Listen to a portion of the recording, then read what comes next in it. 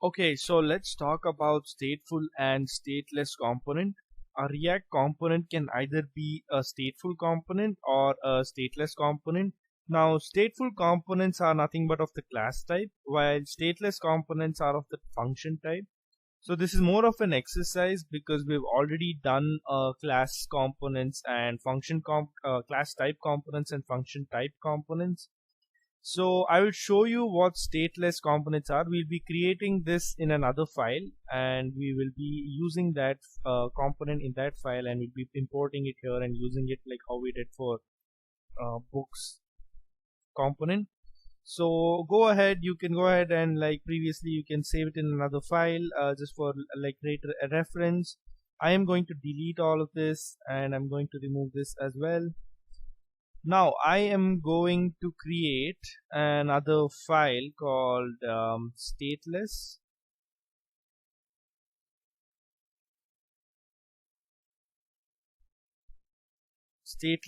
app.js, and here let's start off with import React from React.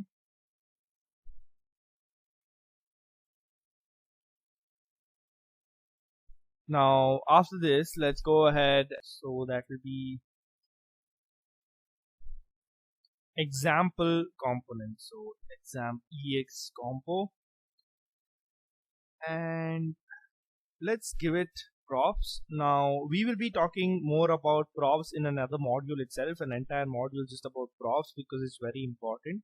So just put props for now and I'll explain it a little later. And the arrow functions as usual, let's give it a return statement, and you can have a h1, and you can see this is a stateless component example. Okay, so after this we'll close the return statement and then we'll go create a class component called stateless, which extends react dot component. Open the brackets, we'll give it a render method, and then as usual we'll give it a return statement so that it returns us some value. The render function returns us a value, then we'll give it a div, a root div. Here we will be calling the function component that we just created, so that will be ex compo slash, that's a space and then a backslash, and then we just export this. That's about it. So that's a base. This is basically this exactly actually is a stateless component. So we are using this inside another component, so that's a nested component. We've used multiple things here, so that's why I said this is just an exercise, and it's called, so you need to know that this is called as a stateful or a stateless function, sorry, a component. A stateful component and a stateless component are two different things, and it can be an interview question, and that's why this is important. So let's export this class. So export default stateless. So we will be exporting this component and we will be importing it here. So go ahead, save this, and then let's import it here. So import stateless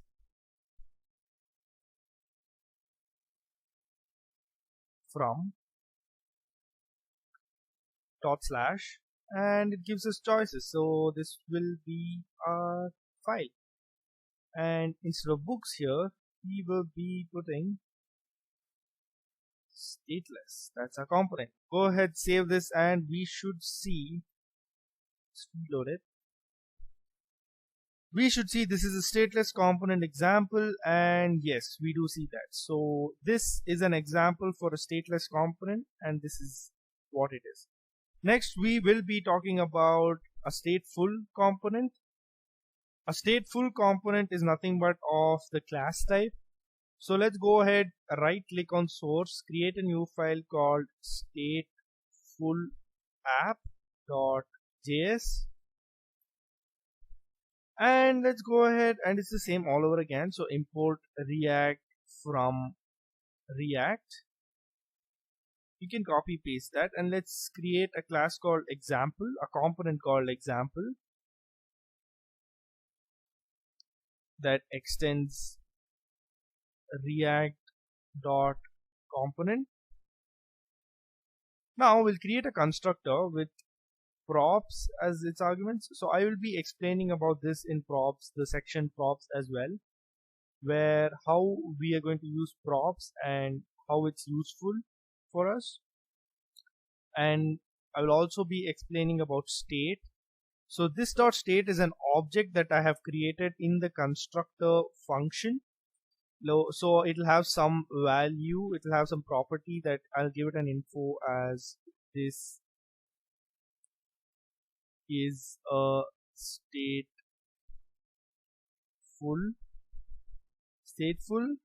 component. So we will be talking about state. This is basically giving some property to a component by using state inside a constructor. So states and props are two in a different module as well. So I'll be explaining in depth about state and props. So after this, we'll create a render. The render will be here. This will be the render function. So the render function has to be inside the class and not outside. So let's go ahead and so the render function should always be inside the class. Let's take this out. So inside the render, it has to return some value, and let us give it a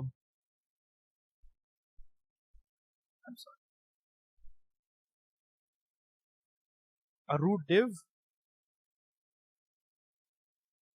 Let's give it a h2 tag and then a h1 later, where I will be using this value, this data from here.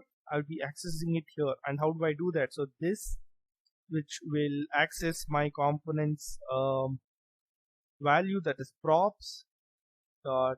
So this components props dot. So I won't be using props now. I will be using state. So this dot state. So this components state, that's its object. So I am accessing this components object, this dot state, and the state has some property info. So if I want to access that, that will be dot info, and we'll close the brackets. So after this, let's go ahead and create another class. So this will be a nested component as well. So this is called as a stateful extends React dot component, and let's give it a render function which will return some value. And for return, you have to put a semicolon right here and a semicolon right here. Let's give it a div root, and then we will put our example here and give it some value. So we will be passing arguments to this component which can be accessed in this component. How can we do that? So we will be putting some arguments. So mssg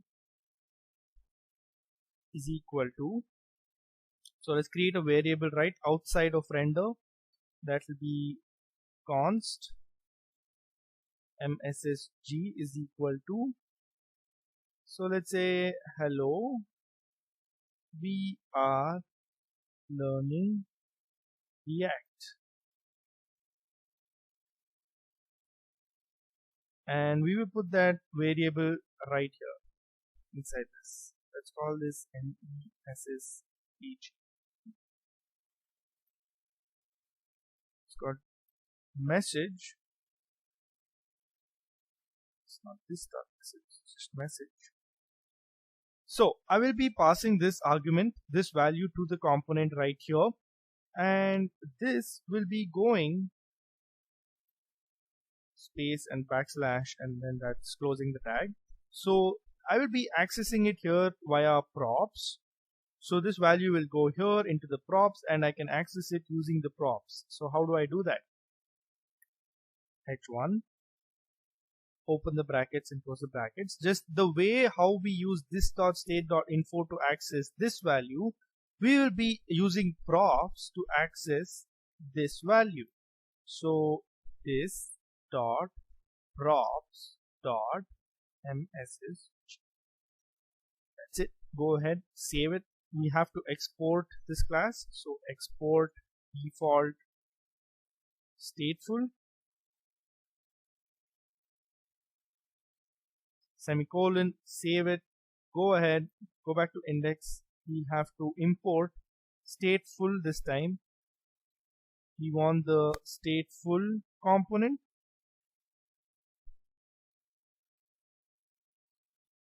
from /backslash and then you got the stateful app. You'll have to call that component inside the render function. So this will be stateful and not stateless. Go ahead and save this, and if we have an error, what is our error?